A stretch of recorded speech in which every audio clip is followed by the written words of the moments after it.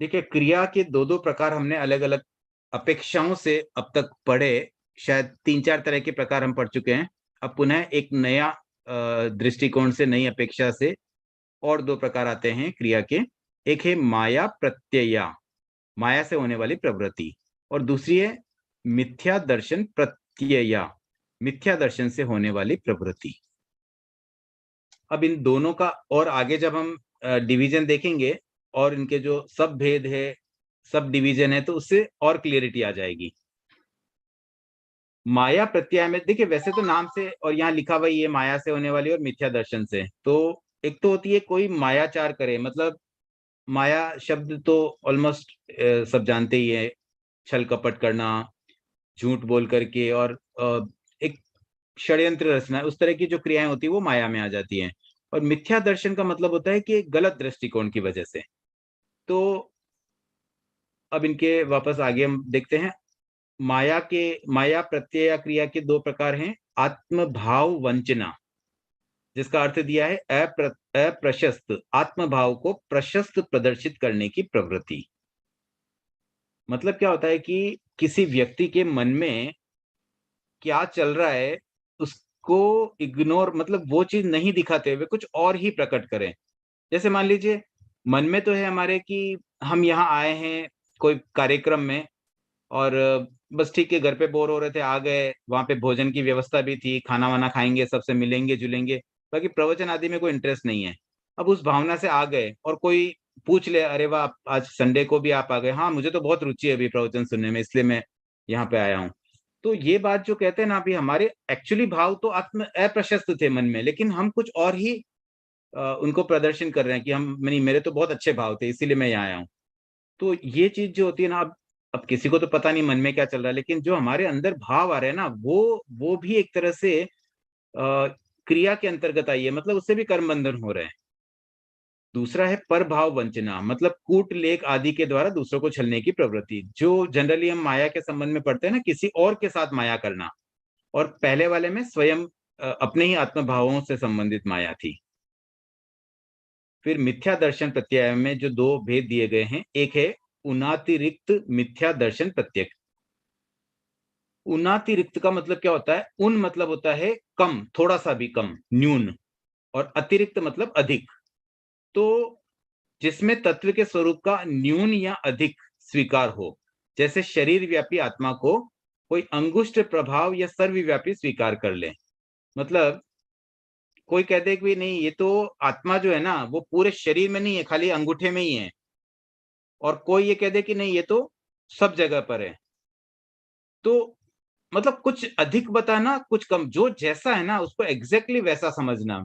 ये सम्यक्त्व की यही बात होती है कि जो जैसा है उसको वैसा समझना। अब उसको कम समझ लो तो भी गलत है, ज़्यादा समझ लो तो भी गलत है। तो इसमें उनातिरिक्त में उन और अतिरिक्त दोनों चीज़ आ जाती है, न्यून या अधिक।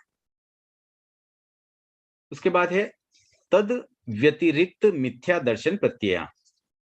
सद्भूत पदार्थ के अस्तित्व का अस्वीकार, जैसे आत्मा है ही नहीं। मतलब जो चीज एक्चुअल में है, लेकिन उसको हम अस्वीकार कर लें, उसको नहीं माने, तो ये भी मिथ्या दर्शन का ही एक प्रकार है। तो एक में तो हमने बिल्कुल डिनाई कर दिया, मतलब उसके अस्तित्व को ही नकार रहे हैं कि ये है ही नहीं। और दूसरे वाले में, मतलब इससे पहले वाला जो हमने भेद पढ़ा, उसमें ये था कि हम उसको मान तो रहे हैं, लेकिन कम ज्यादा मान रहे हैं, एग्जैक्टली वैसा नहीं मान रहे जैसा है। फिर अलग अपेक्षा से अगेन क्रिया के दो प्रकार आते हैं, दृष्टिजा और स्पृष्टिजा। देखने के लिए, अब देखिए, दृष्टि का मतलब देखना है और स्पृष्ट मतलब स्पर्श करने से है। तो देखने के लिए होने वाली रागात्मक प्रवृत्ति और स्पर्शन से होने वाली रागात्मक। तो एक तो है ना, आंखों से देखकर ही हमारे मन में कोई राग की भावना आ जाती है, उसके प्रति एक आसक्ति के भाव आ जाए, और एक उसको छूने से आ जाते हैं। कुछ चीजें ऐसी होती है, छूने के बाद एकदम लगता है, अरे ये तो बहुत मस्त है चीज, एकदम सॉफ्ट है, बहुत अच्छा लग रहा है। तो ये दो प्रकार की क्रियाएं यहाँ भी हो जाती है, मतलब देख करके भी राग हो सकता है और छू करके भी हो सकता है। अब दृष्टिजा क्रिया में अगेन दो भेद है, एक जीव और एक अजीव। तो सजीव पदार्थों के प्रति राग, वो जीव दृष्टिजा में आ जाएगा, और अजीव दृष्टिजा में निर्जीव पदार्थों के प्रति देखने से होने वाला राग। फिर स्पृष्टिजा में भी सेम वैसा ही है, जीव और अजीव, वो भी जीव के स्पर्शन से और अजीव के स्पर्शन से। फिर आगे बढ़ते हैं, क्रिया के दो प्रकार हैं, प्रातित्यिकी और सामंतोपनिपातिकी। देखिए अब इसमें क्या होता है, बाह्य वस्तु के सहारे होने वाली प्रवृत्ति।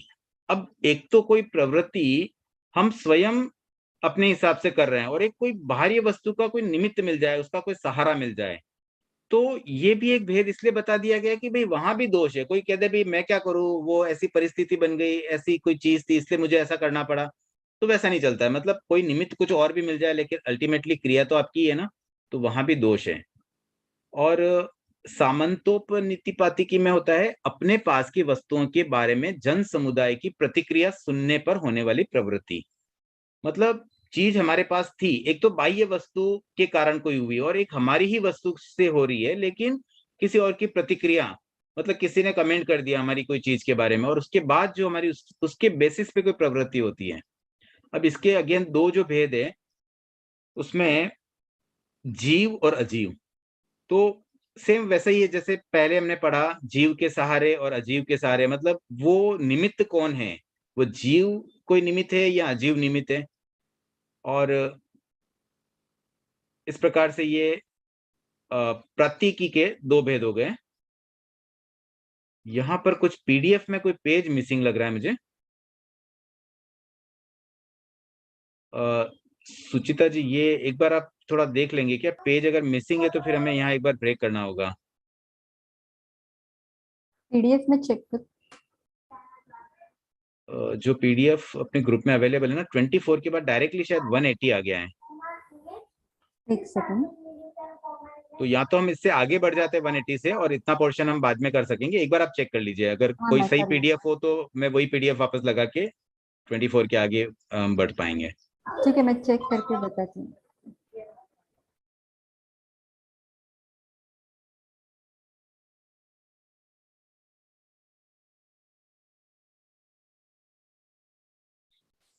चलिए जब तक वो चेक कर रहे हैं ना, हम थोड़ी सी और चर्चा कर लेते हैं कि ये दो बातें जो आ रही है ना, दो प्रकार, द्वितीय जो दो स्थान है, सेकंड चैप्टर है जिसमें सारी दो दो की बातें आती हैं, उसमें किस किस तरह की बातें आती है। एक एग्जाम्पल मैंने जब ये चैप्टर शुरू किया था उस समय हमने एक डिस्कस किया था कि जैसे नवकार मंत्र का हमने उदाहरण भी लिया था कि उसमें 5 पद होते हैं, उन 5 पदों को भी हम दो दो में डिवाइड कर सकते हैं।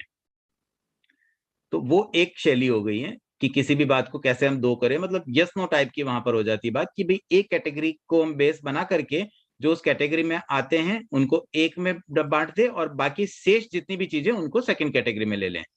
तो ये एक मेथड होता है द्वैतवाद का।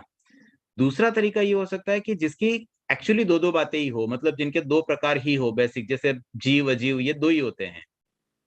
जैसे राशि कितनी है, दो है। ऐसे कितनी, अब 25 बोल में भी कुछ बोल ही ऐसे होंगे स्पेसिफिक जिसमें दो ही प्रकार आते हैं, तो वो तो स्पष्ट रूप से इसमें आ ही जाता है। तीसरी प्रकार की चीजें जो इस चैप्टर में आएगी वो इस तरह की होती है जिसमें दो का अंक कहीं आ जाता है। दो का अंक का मतलब ये हुआ कि कहीं 2000 आ जाए वो भी इसमें वैलिड है, कहीं 20 आ गया तो भी चल जाता है। कोई भी संख्या जिसमें 2 आ रहा हो वैसी कोई संख्या आनी चाहिए। जैसे हमने एक फर्स्ट चैप्टर में एक पढ़ा था कि अनुत्तर विमान के जो देव है ना उनकी हाइट होती 1 हाथ, तो वहां पे 1 हाथ उनकी हाइट है, उस अपेक्षा से उसको पहले स्थान में जगह दे दी गई। तो ऐसे ही जिनकी दो हो, कोई भी चीज जैसे 2 लाख योजन की चौड़ाई लवण समुद्र, तो वो इसमें आ सकता है। या कोई भी दो संख्या, 2 हाथ ऊंचाई वाले कोई देव होंगे तो वो भी इसमें आ जाएंगे। दो पल्योपम की आयुष्य वाले जीवों की बारे में भी यहाँ बात आ जाएगी कि इस आरे के जीवों में इतने 2 पल्योपम की आयुष होती है, उनकी हाइट इतनी 2 गांव की होती है। इस तरह की सारी बातें इसमें समाहित होगी। तो वैसे देखिए अब ये सूत्र है ना थोड़े तो बड़े बड़े भी है और इसमें कुछ शब्द भी ऐसे आएंगे जिसमें हमें शायद और ज्यादा डिस्कस करना पड़े।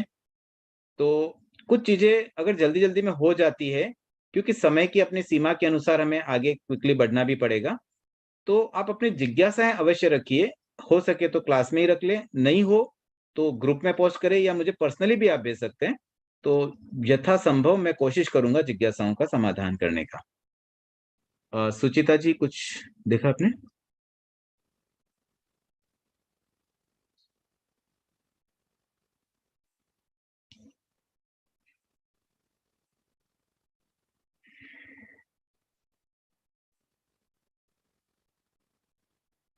जब तक ये पीडीएफ के बारे में थोड़ा सा चिंतन होता है, मैं एक दो और जिज्ञासाएं जो मेरे पास आई हुई है उस पर भी एक चिंतन करता हूँ, जो व्हाट्सएप पे मुझे डायरेक्ट मिली थी। एक प्रश्न तरुण जी गुंदेचा का आया था च्यवन के बारे में, क्योंकि च्यवन के बारे में जब बताया था ना, तो उसमें ये था कि वैमानिक देव और ज्योतिष्क देव जब वो ऊपर से नीचे जाते, क्योंकि उनकी गति या तो मनुष्य यहाँ तिरंज होगी और निश्चित रूप से वो नीचे की तरफ ही जाएंगे, तो उनकी आत्मा एक्चुअली नीचे गिरती है, जिसे च्यवन कहते हैं। तो उनका प्रश्न यही था कि क्या च्यवन ज्योतिष्क और वैमानिक देवों में ही होता है? तो उसका उत्तर है हाँ, इन दोनों में ही होता है। इन दोनों ही गतियों से जब जीव मरता है तो उसके मरण को ही च्यवन कहा जाता है, और वहां से मर करके जहां भी वो जन्म लेगा, जन्म तो एक्चुअली हम 9 महीने बाद गर्भ से निकलने को कहते हैं, तो उस गति में प्रवेश को ही बस च्यवन कह दिया जाता है। मरण और च्यवन तो एक साथ हो जाता है। हाँ, यहाँ पर भी वे सब सेम ही है। 24 के बाद 180 आ रहा है। तो ठीक है, हम अब 180 से ही एक बार आगे बढ़ जाते हैं। 25 से 179 के सूत्रों को हम बाद में कर लेंगे। तो एक बार इसकी जब पीडीएफ रेडी हो जाएगी, संभवतः कल ही हो पाएगा, तो आज हम एक बार आगे बढ़ रहे हैं सूत्र 180 से। तो एक जिज्ञासा अभी च्यवन के बारे में डिस्कस हो गई है, और एक दो और भी जिज्ञासा है। चलिए अब आगे जैसे समय की अनुकूलता होगी हम उनको भी कवर करते रहेंगे बीच बीच में। 180 नंबर सूत्र है, नेरिकों से वैमानिक पर्यंत सभी दंडकों के दो दो प्रकार हैं। एक है प्रथम समयोपपन्नक और एक अप्रथम समयोपपन्नक। तो देखिए इनमें क्या होता है ना, पहली बात तो नेरिकों से वैमानिक पर्यंत, इस शब्द का मतलब क्या हुआ? ये 24 दंडक के बारे में है, क्योंकि हम पहले दंडक में नरक के जीवों की बात करते हैं और अंतिम दंडक वैमानिक देवों की होती है। तो यहां से लेकर यहां तक के इन सभी दंडकों में अब यहाँ पर दो बातें बताई गई है। एक होता है प्रथम समय पर, मतलब प्रथम समय के जीव कह दीजिए, और एक अप्रथम समय के जीव, मतलब दो कैटेगरी है कि जन्म लेते ही वो होंगे प्रथम समयोपपन्नक, और जन्म लेने के बाद मतलब सेकंड समय और ऑनवर्ड्स। अब उसका एक और भेद बताया गया है यहाँ पर, आहारक और अनाहारक। अब आहारक अनाहारक का किस अपेक्षा से होता है? देखिए दो परिस्थितियां होती है सामान्यतः अनाहारक कंडीशन की। आहार के 3 प्रकार होते हैं, ओज आहार, रोम आहार और कवल आहार। ओज आहार किसी भी गति में प्रवेश होते ही सबसे पहले ग्रहण किया जाता है। उसके बाद रोम आहार निरंतर पूरे जीवन भर लिया जाता है जीव के द्वारा, और कवल आहार अपेक्षा अनुसार कभी-कभी लिया जाता है। जैसे हम जो भोजन करते हैं 2 समय, 3 समय, 4 समय, जब जब भी हम भोजन करेंगे तभी हम आहार लेते हैं, और रोम आहार हमारा कंटिन्यू चलता है। तो सामान्यतया मैक्सिमम टाइम किसी भी जीव का आहारक कंडीशन ही होती है, लेकिन कभी-कभी अनाहारक भी होती है, और वो 2 परिस्थितियां हैं। एक होता है अंतराल गति के दौरान, और दूसरा होता है केवली समुद्घात के दौरान, तीसरा चौथा और पांचवा समय। तो ये इसके 2 प्रकार बताए, मतलब आहारक और अनाहारक दोनों ही भेद 24 ही दंडकों में पाया जाता है। मतलब 24 ही दंडकों में ये पॉसिबल है, अंतराल गति की अपेक्षा से ऑफ कोर्स, क्योंकि केवली समुद्घात तो केवल एक ही दंडक 21वें दंडक में मनुष्यों के लिए ही पॉसिबल है। बाकी जो 23 दंडक है उनमें अंतराल गति की अपेक्षा से ही अनाहारक वाला भेद भी माना गया है। उसके आगे आता है, अब ये अगेन हर दंडकों के बारे में 2-2 बातें आ रही है। तो नेक्स्ट बात आ रही है 182 सूत्र में, 2 प्रकार किसके हैं? उच्छ्वासक, उच्छ्वास पर्याप्ति से पर्याप्त, और नो उच्छ्वासक जिनके उच्छ्वास पर्याप्ति पूर्ण न हुई हो। अब देखिए यहाँ उच्छ्वास पर्याप्ति की बात क्यों आई है? 6 पर्याप्तियां होती है। सीरियल से अगर हम देखें तो 4 नंबर पर श्वासोच्छ्वास पर्याप्ति आती है, आहार, शरीर, इंद्रिय, उसके बाद आती है श्वासोच्छ्वास। और 5 और 6 नंबर की पर्याप्ति भाषा और मन, ये सब जीवों में नहीं होती है। प्रथम 4 पर्याप्तियां सभी जीवों में होना आवश्यक है। तो उस अपेक्षा से अगर हम श्वासोच्छ्वास पर्याप्ति की बात करें कि कोई जीव अगर इस पर्याप्ति को पूर्ण कर ले तो वो पर्याप्त बन जाएगा एक अपेक्षा से, क्योंकि कम से कम इतनी पर्याप्तियां पूर्ण कर ली। और किसी ने अगर श्वासोच्छ्वास पर्याप्ति भी पूर्ण न की हो तो वो एक अलग कैटेगरी के जीव बन जाएंगे, वो तो हमेशा अपर्याप्त ही रहेंगे, क्योंकि मिनिमम 4 पर्याप्तियां तो पूर्ण होना आवश्यक है सभी जीवों में। उसके बाद है सइंद्रिय और अनिंद्रिय। अब ये जो 2 भेद हैं इंद्रिय वाले, इसमें भी ऐसा ही है कि कोई सइंद्रिय होता है, कोई अनिंद्रिय होता है। फिर आगे बढ़ते हैं हम, पर्याप्तक और अपर्याप्तक। 2 प्रकार के जीव होते हैं, पर्याप्त, अपर्याप्त। तो वो भी 24 दंडकों के लिए 2 भेद कर दिए गए हैं। फिर एक भेद दिया गया है संगी असंगी का। अब यहाँ संगी असंगी का जो भेद है उसमें विकलेंद्रियों को छोड़कर नेरिक से वाण व्यंतर तक के सभी दंडकों में दो भेद किए गए हैं। क्यों किए गए हैं इनमें? क्योंकि यहाँ पर संगी असंगी का भेद हो सकता है। अब इसमें देखिए देवता और नारकी को नहीं लिया गया है। क्यों नहीं लिया? क्योंकि उनमें तो केवल संगी ही होते हैं, असंगी देवता नारकी होते नहीं है। तो जिन दंडकों में ये भेद पॉसिबल है केवल उनके ही यहाँ पर नाम दे दिए गए। उसके बाद आता है एकेंद्रीय को छोड़कर। अब यहाँ भी अगेन एकेंद्रीय को छोड़कर कर दिया, तो शेष कितने रहे? 5 दंडक एकेंद्रीय से संबंधित होते हैं, जो 5 स्थावर काय के अलग अलग है। तो 24 में से 5 चले गए, तो अब 19 दंडकों की बात है। तो 19 में भाषक और अभाषक के 2 भेद आ गए हैं। देन अगेन एकेंद्रीय को छोड़कर सम्यक दृष्टि और मिथ्या दृष्टि के 2 भेद कर दिए गए हैं। दैट मीन्स सम्यक एकेंद्रीय जो है ना वो सम्यक दृष्टि होते ही नहीं, वो ऑलवेज नितांत मिथ्या दृष्टि ही होंगे, एकांत मिथ्या दृष्टि है। तो उन्हें छोड़ दिया गया और बाद में 2 भेद दे दिए सम्यक दृष्टि मिथ्या दृष्टि के। देखिए अभी जो हम सूत्र पढ़ रहे हैं 180 ऑनवर्ड्स, इससे हमें एक तरह से थोकड़े हमारे तैयार हो रहे हैं। मतलब यहाँ पर एक लैंग्वेज डिस्क्रिप्टिव है, बट अल्टीमेटली हम उससे चार्ट बना सकते हैं। और जो थोकड़े बनते हैं जैसे तत्व दीपिका आदि पुस्तकों में बहुत से हमें चार्ट मिल जाते हैं थोकड़े के 21 द्वार आदि के रूप में।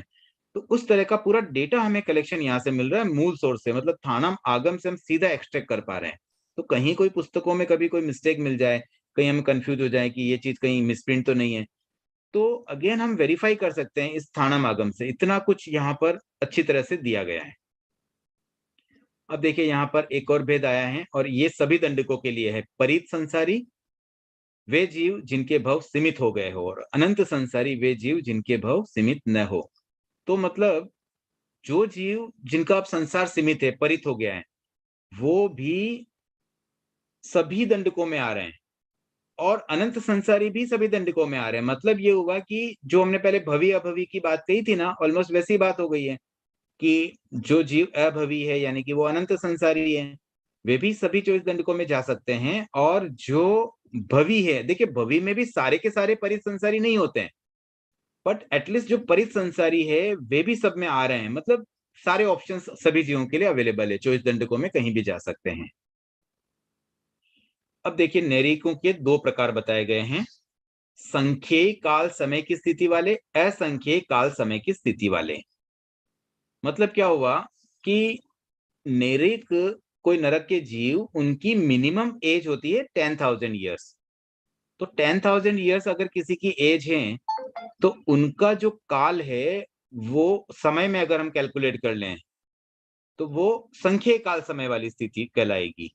और असंख्येय के अंतर्गत जो पल्योपम स्थिति वाले जीव होते हैं, मतलब उनकी मैक्सिमम तो 33 सागरोपम तक पॉसिबल है ना, तो उसमें पल्योपम से स्टार्ट हो जाता है, क्योंकि पल्य और सागर ये 2 असंख्य काल के द्योतक है। इनको उपमा से समझा जाता है, इसलिए इसको पल्य के साथ उपमा जोड़ के पल्योपम शब्द से हम बोलते हैं, और सागर के साथ उपमा जोड़ के सागरोपम। तो जहां कहीं भी पल्योपम और सागरोपम स्थिति आएगी ना, वो असंख्य काल समय हो जाता है। तो इसमें दोनों ऑप्शन पॉसिबल है। लेकिन अब देखिए इसी प्रकार में आ गया, तो ये 2 भेद जो नैरिकों के है ना, वो इन सब में भी आ रहे हैं। किस किस में? एकेंद्रीय और विकलेंद्रीय को छोड़कर वाण व्यंतर पर्यंत सभी पंचेंद्रिय जीव 2 प्रकार के हैं। मतलब ये जो भेद है ना, इवन मनुष्यों में भी मैक्सिमम 3 पल्योपम तक की आयुष्य हो सकती है, इसलिए वो भी असंख्येय काल में आ जाते हैं।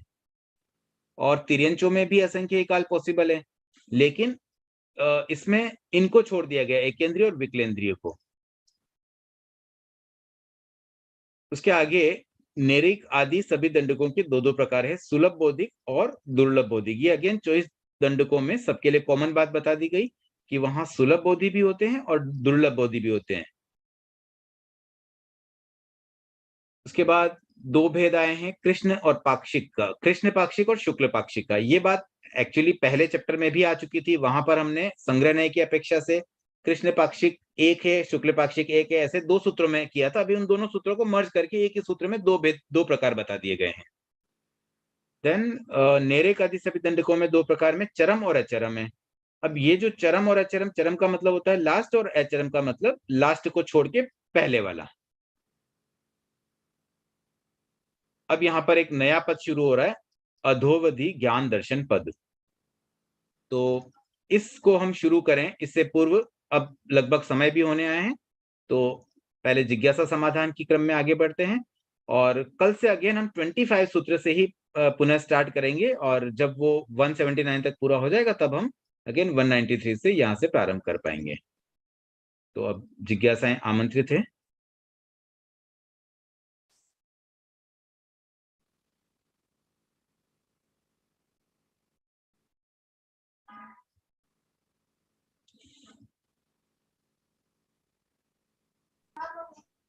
हाँ विभा जी। जी मेरा सवाल है कि जो 188 जो है सूत्र नंबर 2 का 188 जो पद है उसमें परित संसारी और अनंत संसारी कहा गया है, तो हम अनंत संसारी को अपरित संसारी भी मान सकते हैं, कह सकते हैं मतलब?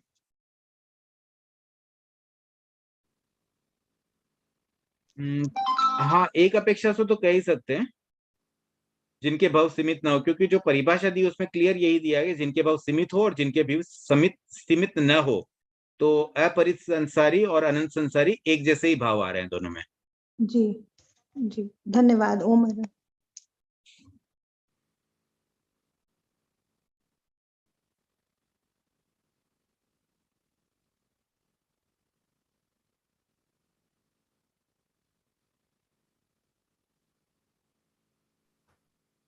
किसी की और जिज्ञासा? तो समय है हमारे पास। चलिए, और कोई जिज्ञासा अगर नहीं है ना, तो जो पेंडिंग जिज्ञासाएं रह गई थी उस पर हम एक बार चर्चा कर लेते हैं।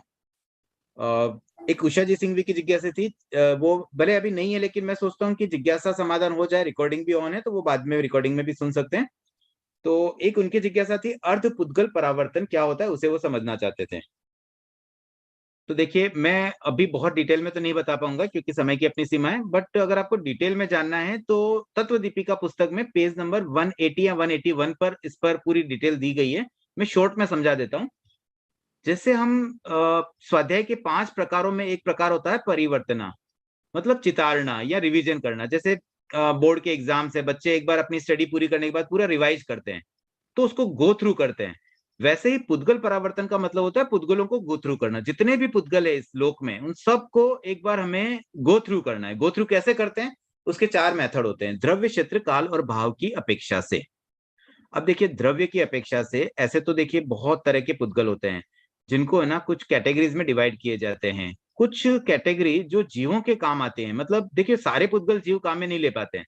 जो पुद्गल जीव काम में ले पाते हैं उनकी ही हम बात करेंगे, हम उनको ही चितारेंगे, एक तरह से उनका ही रिवीजन करना है हमें, उनका ही पुनरावर्तन करना है।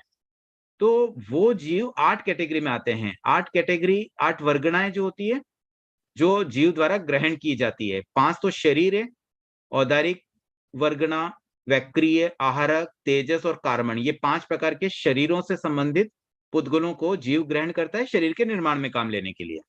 और इसके अलावा एक वर्गणा होती है श्वास लेने के लिए, श्वासोच्छ्वास वर्गणा। इसके अतिरिक्त 2 वर्गणाएं और होती है। तो वो जो वर्गणाएं हैं उनमें से एक आहारक वर्गणा ऐसी वर्गणा है जो बहुत कॉमन यूज की नहीं है। मतलब एक तो उसको बहुत लिमिटेड लोग काम लेते हैं। कौन लेते हैं? जो 14 पूर्वी साधु होते हैं, वही आहारक शरीर का निर्माण करते हैं। और जब वो शरीर का निर्माण करेंगे तभी वो वर्गणाएं बनाएंगे, और वो भी मैक्सिमम कोई भी जीव 4 बार से अधिक आहारक शरीर नहीं बना सकता है, जितने भी भवन सब में मिला करके। तो उसको तो बार बार काम में लेना संभव नहीं है। तो उसको छोड़ करके बाकी जो 7 वर्गणाएं बसती हैं उनको साथ में देखिए, 4 तो शरीर वाली होगी आहारक को छोड़ के, एक श्वास के लिए हो गई, एक होती है मनोवर्गणा और एक भाषा वर्गणा। तो ये जो 7 वर्गणा के पुद्गलों को जीव ग्रहण करता है, ये द्रव्य की अपेक्षा से पुद्गलों का ग्रहण हुआ। के बाद में क्षेत्र की अपेक्षा से, द्रव्य, क्षेत्र, काल, भाव। तो क्षेत्र की अपेक्षा से ग्रहण कैसे करता है? इन्हीं पुद्गलों को, जो पुद्गल अभी जो हमने बात की ना, ये 7 वर्गणाओं की, इन्हीं पुद्गलों को कहां से पिकअप कर रहा है, कहां से उठाता है? तो इस पूरे लोक में जितने प्रदेश है, हर प्रदेश से जीव उठा सकता है। तो उस अपेक्षा से प्रत्येक प्रदेश से उन पुद्गलों को पिकअप किया जा सकता है। तो हर क्षेत्र से पिकअप करना है, वो एक तरह से पुनरावर्तन हो गया कि मैंने यहाँ से भी उठा लिया, वहां से भी उठा लिया। उसके बाद होता है काल की अपेक्षा से, मतलब कब उठाया। तो जो एक काल चक्र होता है ना, उसमें दो पार्ट होते हैं, अवसर्पणी और उत्सर्पणी। इन दोनों ही पार्ट में टोटल इसका समय होता है 20 सागर का। तो इस 20 सागर के समय में एक एक समय को काउंट करना भी, जैसे ही अपना काल चक्र प्रारंभ हुआ, अवसर्पणी का प्रथम समय, फिर दूसरा समय, फिर तीसरा समय, ऐसे जितने समय, हर समय में पुद्गल को उठाना है। तो अगर सारे समय से पुद्गल को उठाएगा ना, तो हम कहेंगे समय की अपेक्षा से हमने परावर्तना कर दिया। देन भाव की अपेक्षा से। अब भाव कैसे होते हैं, देखिए पुद्गलों में वर्ण, गंध, रस, स्पर्श होता है। तो इन सब के टोटल 20 भेद है। इस 20 भेद की बात पहले भी हम कर चुके हैं, जैसे 5 कलर है। तो अब कोई पुद्गल जिसमें काला गुण, काला कलर होना, और वो भी 1 गुण वाला, फिर 2 गुण वाला, 3 गुण वाला, ये भाव होते हैं। तो ऐसे अनंत गुणों तक जाना है हर एक टाइप में, मतलब 20 टाइप है ना, तो 20 के। तो एक बार में मान लो मैंने एक काला गुण का पुद्गल उठा लिया, फिर कभी 2 का उठा लिया, कभी 10 का उठा लिया, कभी 4 का उठा लिया, ऐसे मुझे सारी संख्याएं कवर करनी है, तब जाकर के भाव की अपेक्षा से ये परावर्तन पूर्ण होगी। तो इस प्रकार से अगर कोई जीव द्रव्य की अपेक्षा से सभी प्रकार के वर्गणाओं को ले, फिर क्षेत्र की अपेक्षा से हर एक प्रदेश से पिकअप करता जाए, इसी प्रकार से काल की अपेक्षा हर समय में, तो ऐसे उसको पूरी करनी है, जैसे मतलब उसकी पूर्ति होनी चाहिए भी। मैंने जितने समय पॉसिबल है उन सब समय से पूरा उठा लिया, तब जाकर के मैं कहूंगा अब मेरी परावर्तना पूरी हुई। तो ऐसे द्रव्य की अपेक्षा से, क्षेत्र, काल, भाव, 4 तो ये हो गए। अब इन 4 के भी सूक्ष्म और बादर 2 भेद होते हैं।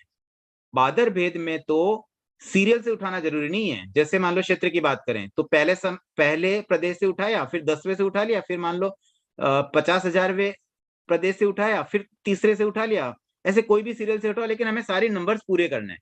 जैसे हाउजी के गेम होता है ना, एक एक नंबर उठाते गए और नंबर रखते गए, फिर भाई कोई भी नंबर बचना नहीं चाहिए, सारे नंबर आ गए तो खत्म हो गया गेम। तो वैसे ही एक तो ये जो तरीका होता है ना, अक्रम से, मतलब बिना किसी सीरियल के कोई भी उठा लेंगे तो भी हम काउंट कर लेंगे, तो वो तो होता है बादर परावर्तना। और सूक्ष्म परावर्तना में सीरियल से होना जरूरी है, मतलब पहले क्षेत्र से उठाया, पहले प्रदेश से उठाया, फिर 10वें से उठाओ, 15वें से, उसको काउंट ही मत करो। जब भी दूसरे से उठाएंगे तब हम वापस काउंटिंग करेंगे। हाँ, पहले के बाद दूसरे से उठा लिया। अब जब तक तीसरे से नहीं उठाते, उसके बीच के जितने भी उठा रहे हो, जहां से उठा रहे हो, वो सब स्किप करते जाओ। फिर कभी नंबर आ गया तीसरे का, तो तीसरे से उठाए, ऐसे करके सीरियल से सारे प्रदेशों को सीरियल से उठाना है। इसी प्रकार से काल की अपेक्षा से सारे समय से, पहले समय में, दूसरे समय में, ऐसे समय सीरियल से उठाना है, वो होता है सूक्ष्म परावर्तना। तो 4 बादर और 4 सूक्ष्म, ऐसे 8 हो गए द्रव्य, क्षेत्र, काल, भाव की अपेक्षा से। और इन सब में जितना समय लगेगा उन सब समय को ऐड कर दो, तो पुद्गल परावर्तन का काल आ जाएगा। और अर्ध पुद्गल परावर्तन मतलब उसका हाफ। तो ये तो हो गया उसका बहुत डिस्क्रिप्टिव पार्ट। लेकिन शॉर्ट में अगर हम समझे तो अनंत काल चक्र बीत जाते हैं अर्ध पुद्गल परावर्तन आने में ही, इतना लंबा समय होता है। तो ये मैंने कुछ एक प्रश्न का उत्तर देने का प्रयास किया। अगर और डिटेल में आपको जानना हो तो मैंने ऑलरेडी रेफरेंस दिया है, तत्व दीपिका पुस्तक, पेज नंबर 180-181। ओम अरहम। सॉरी, थोड़ा सा डिस्टर्ब, थोड़ा सा आज वो सूत्र के लिए कहना चाहूंगी कि एडिटिंग करने में थोड़ा पेजेस आगे पीछे ऐड हो गए हैं, तो वो पीछे है सारे सूत्र। कल हम उसको वापस प्रॉपर फॉर्मेट में करके सारे ग्रुप्स में पोस्ट कर देंगे। आज जो भी असुविधा हुई उसके लिए खेद है, सॉरी। और कोई जिज्ञासा है क्या, या नहीं है भाभी, हो गई Okay. जिज्ञासा। तो आभार, Thank you. Thank you.